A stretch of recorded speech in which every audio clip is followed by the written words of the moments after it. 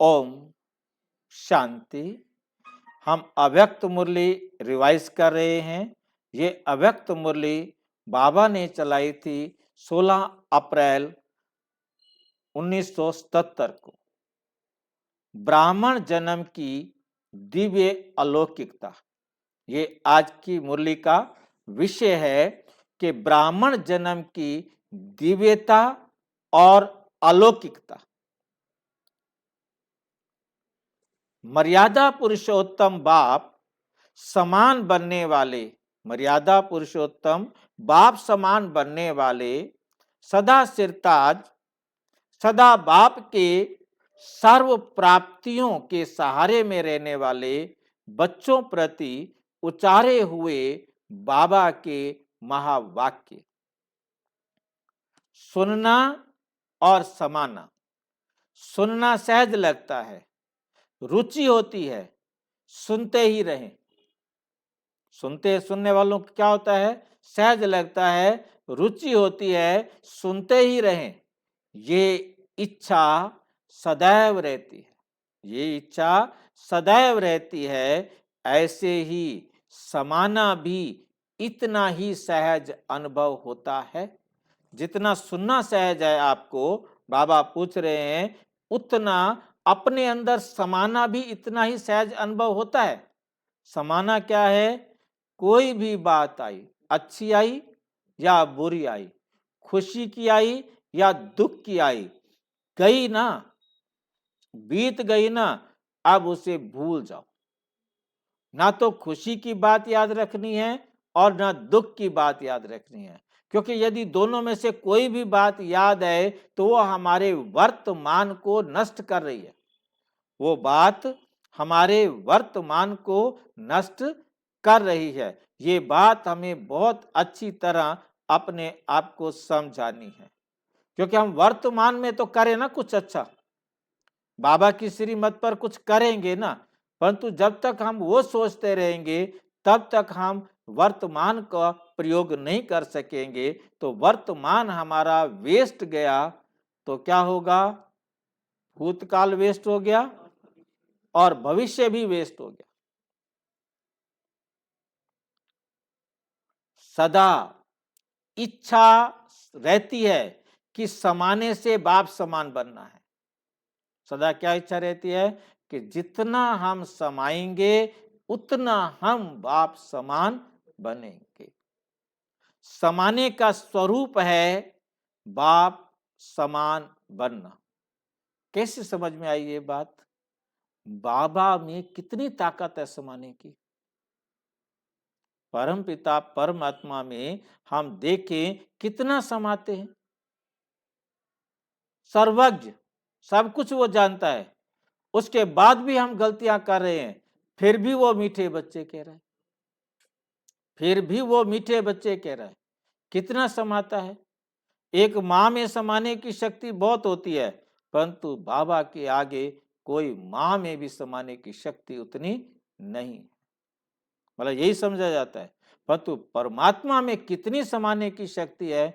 कभी भी माँ को फिर भी कभी गुस्सा आ जाएगा, परंतु शिव बाबा को कभी गुस्सा नहीं आता, कभी फीलिंग नहीं आती। तो हमें बाप समान बनना है, तो कोई कुछ भी कहे, कोई कुछ भी करे, हमें फीलिंग नहीं। तो बाप समान बनना, तो अभी तक फर्स्ट स्टेज पर हो, सेकंड स्टेज पर हो व लास्ट स्टेज पर हो, पूछ रहे हैं बाबा। अभी तक फर्स्ट स्टेज पर हो, सेकंड स्टेज, हाँ समाने में सेकंड स्टेज पर हो व लास्ट स्टेज तक हो। लास्ट स्टेज है, अब सुना रहे हैं क्या होती है लास्ट स्टेज। लास्ट स्टेज है सुनना और बनना। बस सुना और जो बाबा ने कहा वो हम बन गए। सुन रहे हैं, बन जाएंगे, बनना ही है। कल्प पहले भी बने थे, अब भी अवश्य बनेंगे। ये बोल लास्ट स्टेज वालों के, ये बोल लास्ट स्टेज में समाप्त हो जाते हैं। मतलब ये बोल भक्ति वाले दूसरे बोलेंगे, परंतु ये बोल जो लास्ट स्टेज वाले हैं उनके पास ये बोल नहीं होंगे। बस सुना और बने।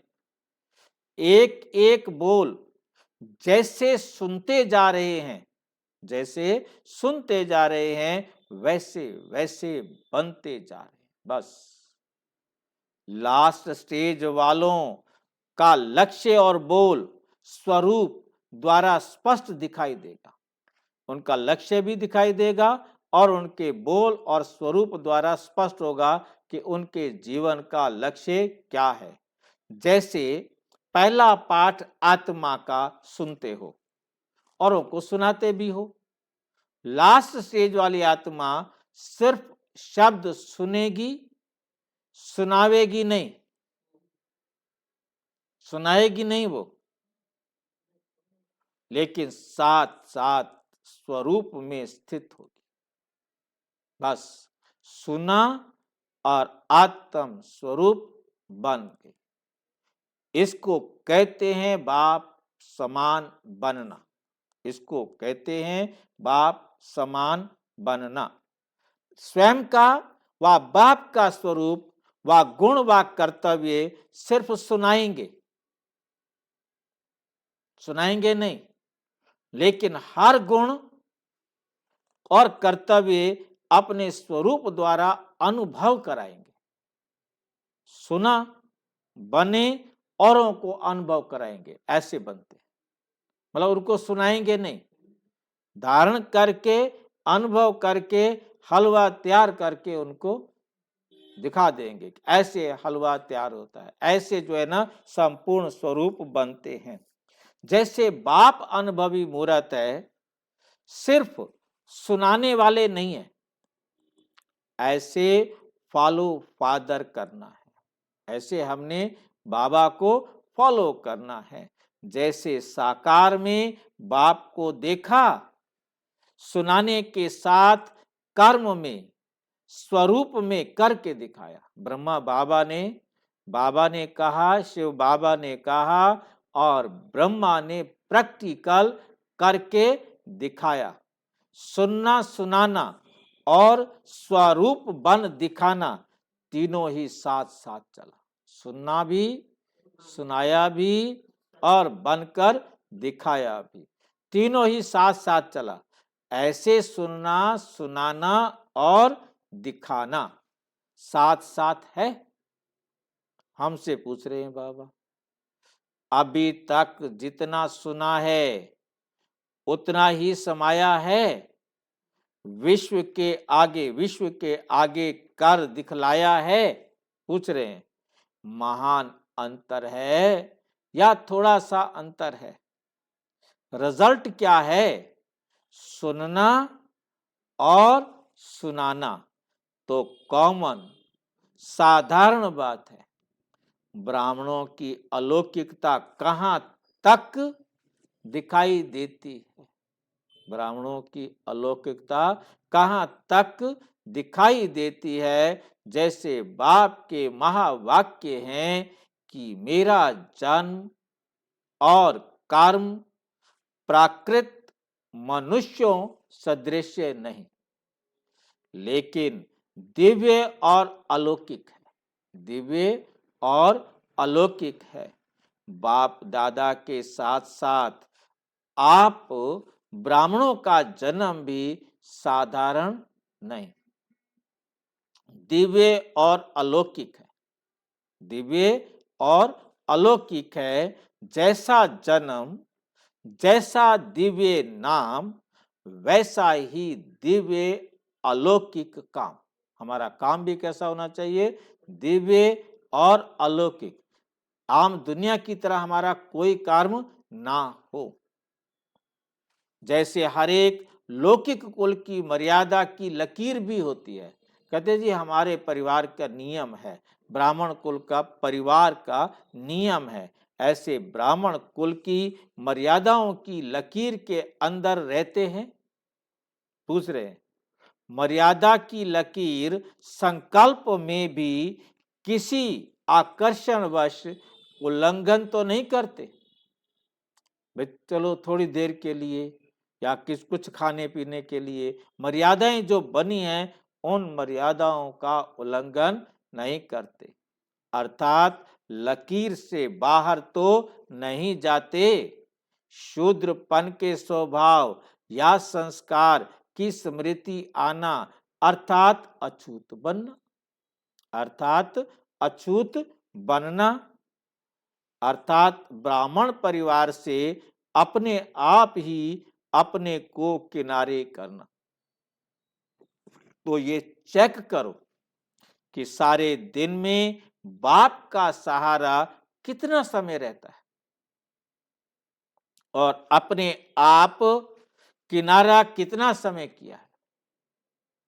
बाप का सहारा कितना समय रहता है और किनारा कितना समय किया है। बार बार किनारा करने वाले, बार बार किनारा करने वाले बाप के सहारे का अनुभव, बाप के सहारे का अनुभव, बाप के साथ रहने का अनुभव, बाप द्वारा प्राप्त हुए सर्व खजानों का अनुभव चाहते हुए भी नहीं कर सकते। जो बाप से किनारा कर लेते हों तो बाप के किसी भी खजाने का सहारा अनुभव नहीं कर सकते, चाहते हुए भी। क्योंकि बाप से किनारा किया तो बाप के साथ रहने का अनुभव नहीं कर सकेंगे, बाप द्वारा प्राप्त होने वाले खजानों का अनुभव नहीं कर सकेंगे, सहारे का भी अनुभव नहीं कर सकेंगे। सागर के किनारे पर रहते सिर्फ देखते ही रहते, बाबा के किनारे पर रहते हुए क्या करते हैं?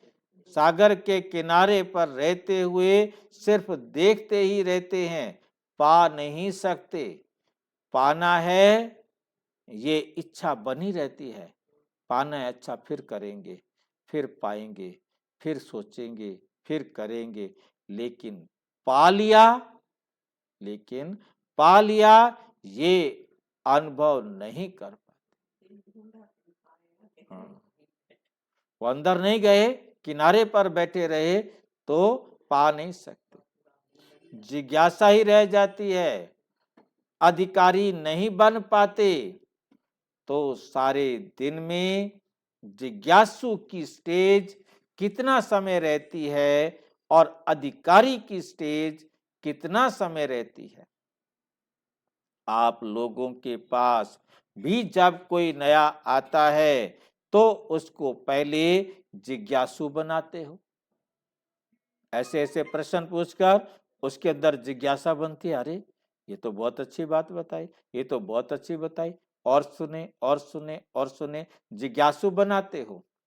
जिज्ञासु अर्थात जिज्ञासा रहे कि पाना है, उस पाने के लिए तो रोजाना वो आते हैं क्लास में।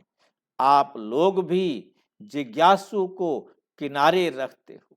जिज्ञासु को क्या रखते हो? किनारे। संगठन में व रेगुलर क्लास में आने नहीं देते। मतलब बाबा की क्लास में कब बैठेगा? जब उसने सब कुछ जान लिया कि भगवान आके पढ़ा रहे हैं। जब उसे भगवान से पढ़ने की इच्छा होती है तभी उसे आने देते हैं। जब वह कहता है कि अब अनुभव हुआ तब उसको क्लास में आने देते हैं। निश्चय हुआ, मान लिया, जान लिया, तब संगठन में आने की परमिशन, अनुमति देते हो। तो अपने आप से पूछो कि जब जिज्ञासु की स्टेज रहती है तो बाप का सहारा व कुल का सहारा अर्थात संगठन का सहारा स्वतः ही समीप की बजाय अपने को दूर दूर वाला अनुभव नहीं करते। पूछ रहे हैं, दूर दूर वाला अनुभव नहीं करते। सहारे के बजाय स्वतः बुद्धि द्वारा किनारा नहीं हो जाता। किनारा हो जाता है ना। बच्चे की बजाय मांगने वाले भगत नहीं बन जाते।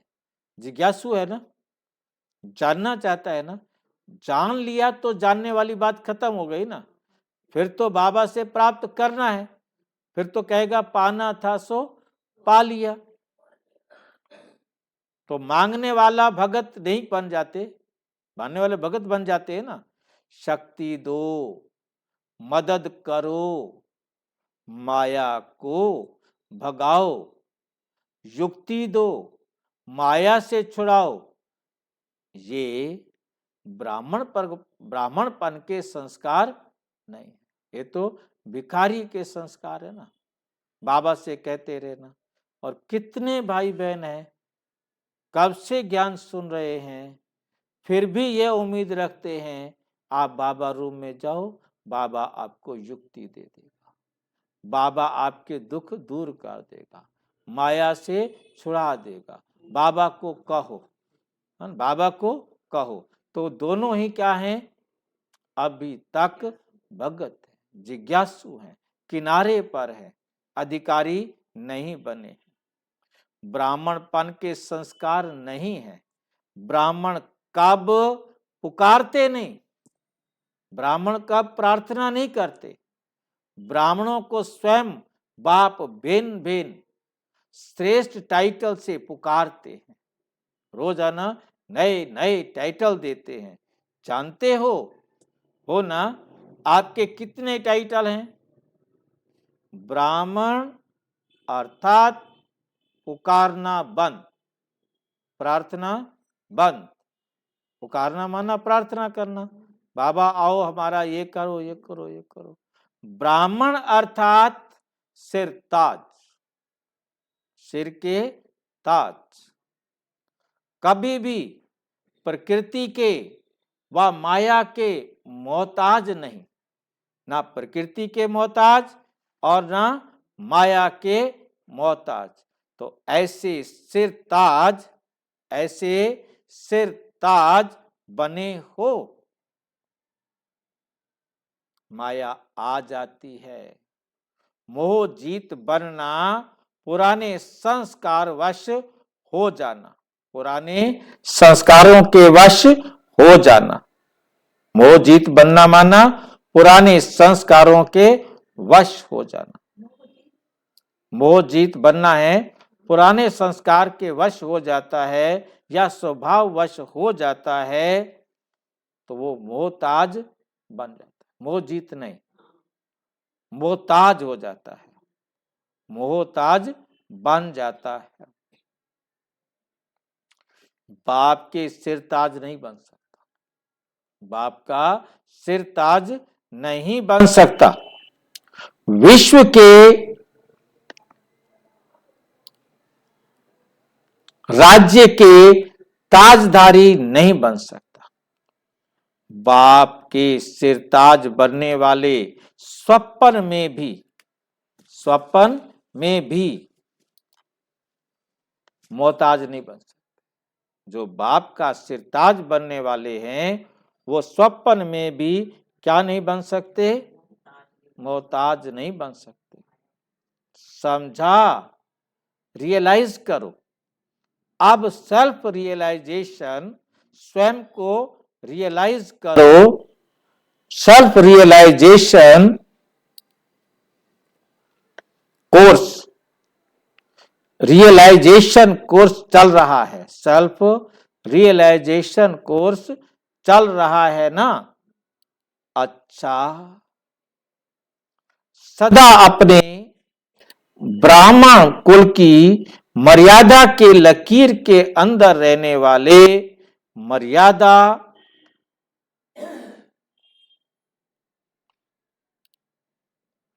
पुरुषोत्तम, सुनने सुनाने और समान बनने वाले, अभी अभी स्वरूप से दिखाने वाले, सदा सिरताज, सदा बाप के सर्व प्राप्तियों के सहारे में रहने वाले श्रेष्ठ श्रेष्ठ आत्माओं को बाप दादा का याद, प्यार और नमस्ते।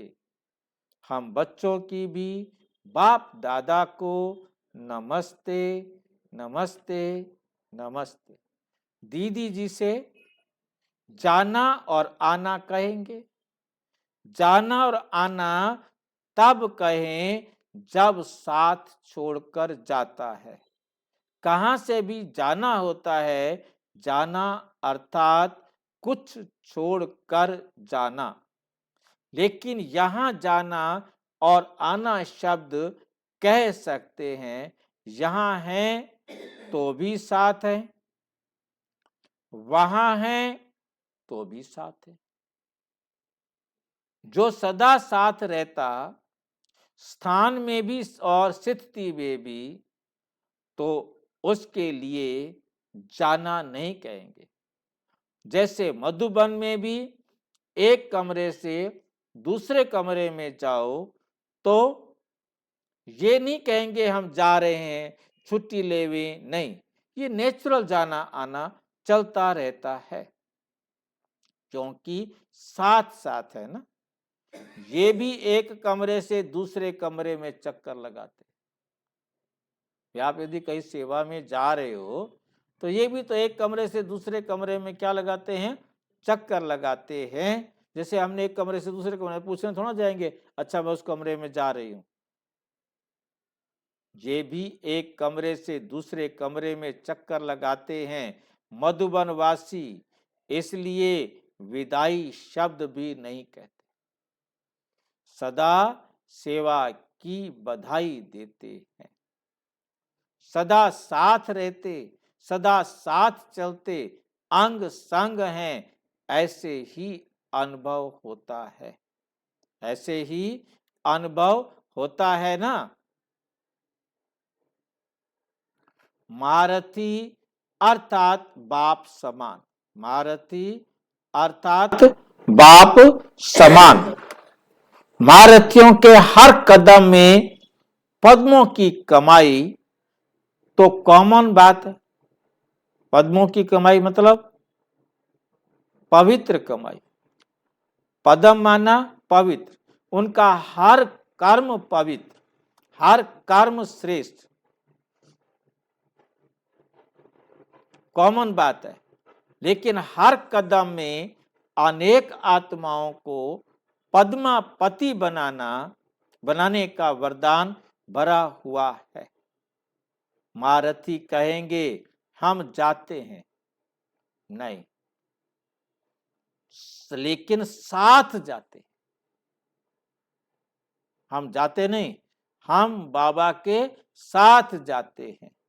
महारथियों की सर्विस नैनों द्वारा बाप से प्राप्त हुए वरदान अनेक प्राप्ति कराना, अर्थात अपने द्वारा बाप को प्रत्यक्ष करना है, अपने द्वारा बाप को प्रत्यक्ष करना है। उनकी बुद्धि में रहता है, हमारे नैनों में बाबा समाया हुआ है। हमारे नैनों में कैसे समाएगा बाबा? जब हम बाप समान बन सामने वाली आत्माओं को देखें। दादी प्रकाश मणि का अनुभव मुझे याद आ रहा है। अमेरिका में जब डॉक्टर हंसा फर्स्ट टाइम मिलने के लिए गई तो लेट पहुंची थी, इसको बहुत टाइम से बुला रहे थे, तो कहा कि हमारी दादी आ रही हैं, हेड आ रही हैं, आप जरूर आओ जरूर आओ। तो ये पहुंची। अब दादी सबको दृष्टि दे रही थी, तो हंसा सोचने लगी पता नहीं क्या कर रहे हैं, वो सबको देख रही है तो वो भी मुझे देखेगी तो मैं भी उसे देखूंगी। तो जब दादी के सामने गई, दादी ने देखा तो उसने भी देखा, तो उसने कहा क्या देख रही हो? तो मैं आपको देख रही हूँ, क्या नहीं, मैं तो आपको देख रही हूँ। और दादी प्रकाशवाणी के शब्द थे, नहीं, आप अपने बाप को देख रहे हो। कहते मेरा बाप तो मर गया। ठीक है कि क्योंकि हमारी दादी को नशा है, मेरे में बाबा है, मेरी दृष्टि बाबा की दृष्टि एक है, इसे बाप का परिचय होना चाहिए, इसे बाप अनुभव होना चाहिए, है नहीं। तो उसी टाइम ही उसको परिचय दिया कि नहीं, वो तो तुम्हारे नाशवान शरीर का बाप था, ये तो तुम आत्मा का बाप है। मतलब ये, मतलब बाबा दादियों का अनुभव जो है ना, इशारे से क्या करता था, सेवा। ये कमाल थी ना दादियों की सेवा करने की। आपको देखते देखते बाप की स्मृति स्वतः आ जाए, हर एक के दिल से निकले कि कमाल है बनाने वाले की, तो बाप प्रत्यक्ष हो जाएगा। आपके कर्म इतने श्रेष्ठ होंगे तो बाप प्रत्यक्ष हो जाएगा।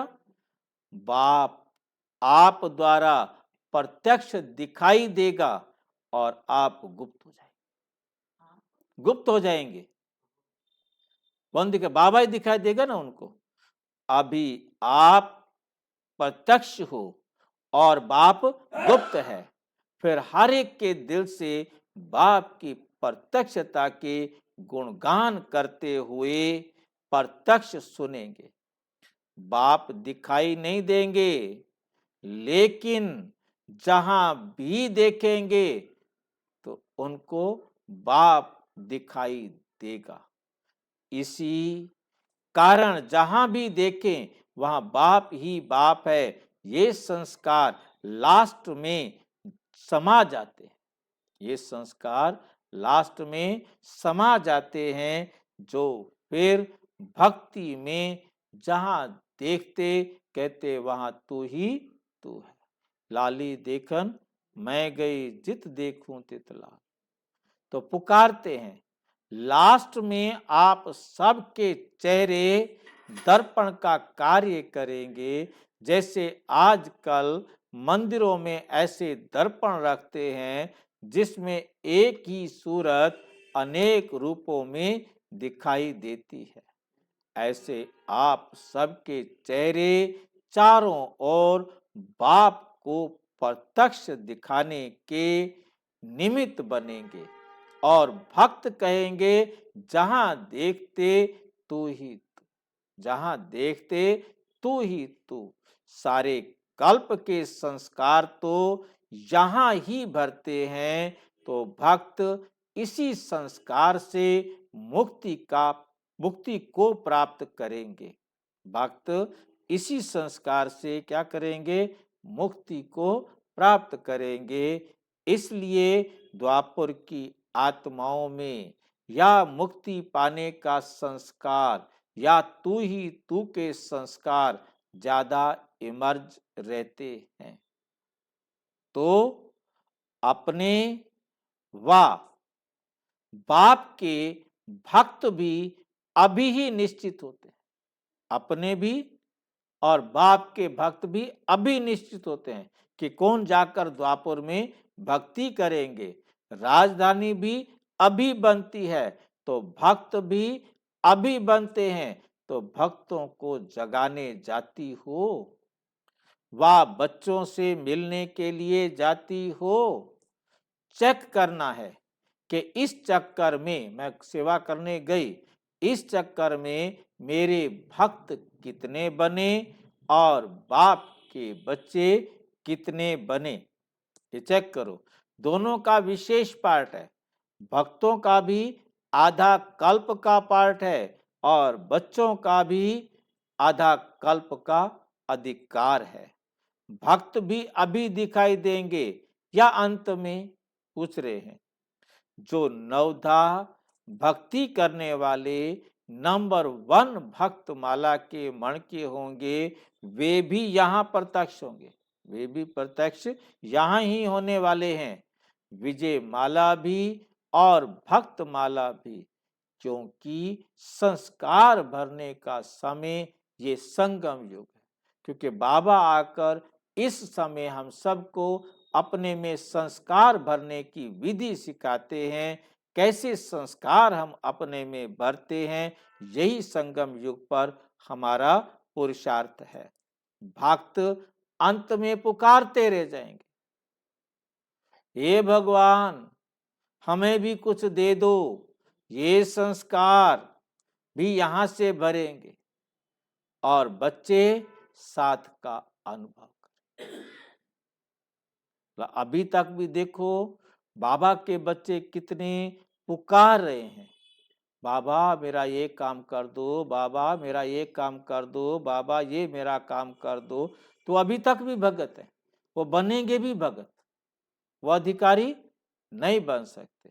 और जो अधिकारी होंगे उन्हें मांगने की जरूरत नहीं है, उन्हें तो पाना था सो पा लिया, अब कोई इच्छा नहीं। अच्छा, ओम शांति। और विस्तार से जानने के लिए प्रजापिता ब्रह्मा कुमारी ईश्वरीय विश्वविद्यालय के किसी भी सेवा केंद्र पर संपर्क करें। और यदि कोई प्रश्न है तो 9213106986 पर केवल टेलीग्राम करें।